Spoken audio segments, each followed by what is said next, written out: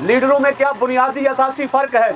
وہ فرماتے ہیں دیکھیں خمینی صرف درس سے نہیں بنتا بلکہ درد سے بنتا ہے. یعنی باقی سارے علماء درس پڑھتے ہیں لیکن ان کے اندر دین کا درد نہیں ہوتا، بشریت کا درد نہیں ہوتا. فرمایا کہ خمینی وہ ہے کہ جنہوں نے دین پڑھا، درس پڑھا، لیکن ان کے اندر درد دین، درد انسانیت، درد بشریت پایا جاتا تھا.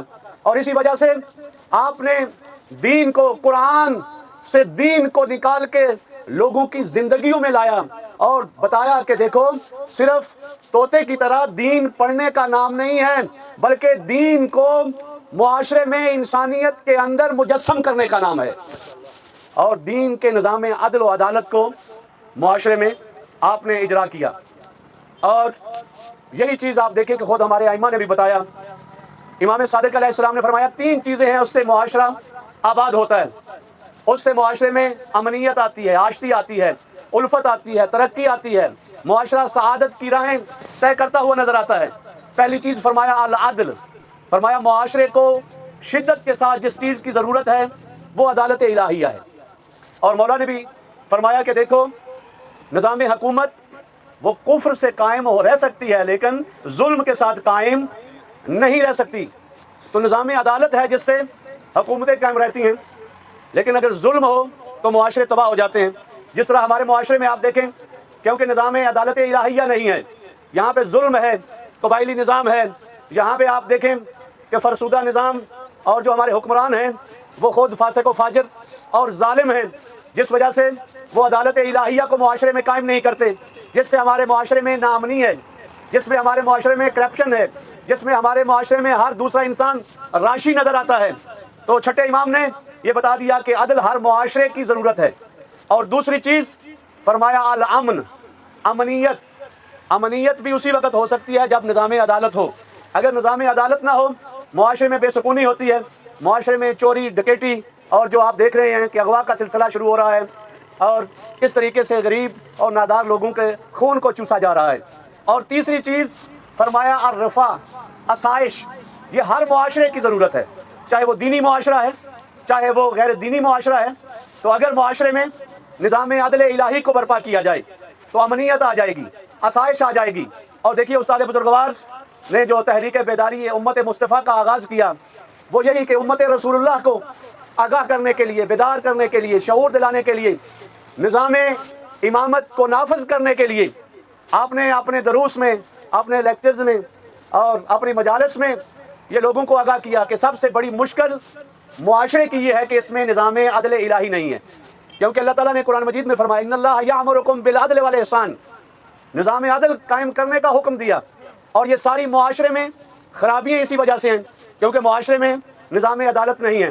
اور امیر المومنین جنگ صفین کے لیے جب آپ تشریف لے جا رہے تھے تو رستے میں آپ نے اپنے جوتے کو پیوند لگانے کے لیے آپ بیٹھے اور ابن عباس سے پوچھا کہ بتاؤ اس جوتے کی ویلیو کیا ہے، اس کی قیمت کیا ہے؟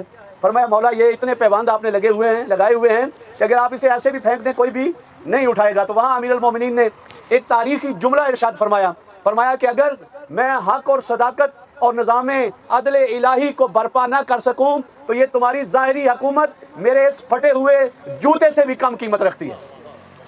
تو ہمارے معاشرے کی جو سب سے بڑی مشکل ہے وہ یہی ہے کہ نظام عدالت نہیں ہے، مساوات نہیں ہے، انصاف نہیں ہے، اور ہر طرف کہ جو رسول گرامی اسلام اور امیر المومنین کی صفات جیسے حکمران ہونے چاہیے تھے وہ ہمارے معاشرے میں نہیں ہے.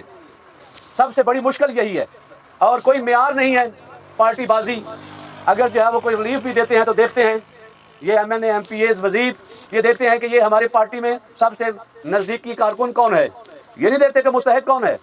اور دیکھیے نظام عدل الہی میں امیر المومنین بیت المال تقسیم کیا کرتے تھے. ایک دن آپ کی ہمشیرہ ام ہانی وہ تشریف لائیں اور آپ نے 2 درہم یا دینار جناب ام ہانی کو دیے.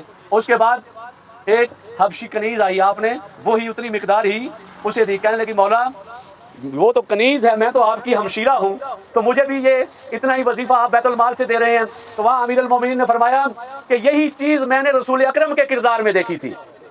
تو اگر یہ نظام عدل الہی برپا ہو تو معاشرے کی مشکلات حل ہو جائیں گی. اور استاد بزرگوار نے اپنے جتنے بھی کارکن یہ آئے تھے بلوچستان میں اور سندھ میں تو یہی فرمایا تھا کہ آپ نے یہ نہیں دیکھنا کہ یہ میرے مسلک کا ہے، میرے مذہب کا ہے یا نہیں، اس کا تعلق اہل سنت سے ہے، اس کا تعلق شیعہ سے ہے، اس کا تعلق کسی اقلیت سے ہے۔